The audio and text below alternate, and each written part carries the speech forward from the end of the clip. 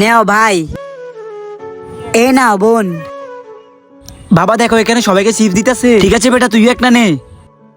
বোন আমাকে একটাও দাও। না ভাই, আমি তোমাকে দিতে পারবো না। কি হলো বেটা, তুমি তো সবাইকে দিতেছো, তাহলে ওকে দিতেছো না কেন? বাবা, আমি যেদিন দোলনা দুলতে গেছিলাম ওই দিন একটা ঘটনা করছিল। এই মেয়ে, আমার ছেলে দোলনা থেকে উঠো। আরে ভাই, আমাকেও দুলতে দাও না, অনেক ভালো লাগতাছে। আরে তাহলে আমি কি করবো? আমার ছেলে এখানে দুলবে, এখান থেকে উঠ। ভাইয়া, যখন আপনার ছেলে উঠছে তখন দোলনা ভাঙতেছে না, আর যখন আমি উঠছি দোলনা ভেঙে যাচ্ছে। আমাদের দোলনা আমাদের সাথে কথা বলে যা এখান থেকে। তোমরা তো অনেক আউলফাল ভিডিওতে লাইক সাবস্ক্রাইব করছো, আজকে দেখি অসুস্থ মাকে ভালোবেসে কয়জনের ভিডিওতে লাইক এন্ড সাবস্ক্রাইব করে। আমি তো এই অসুস্থ মার জন্য লাইক সাবস্ক্রাইব করে দিছি, কিন্তু আপনি কি অসুস্থ মার জন্য লাইক সাবস্ক্রাইব করছেন?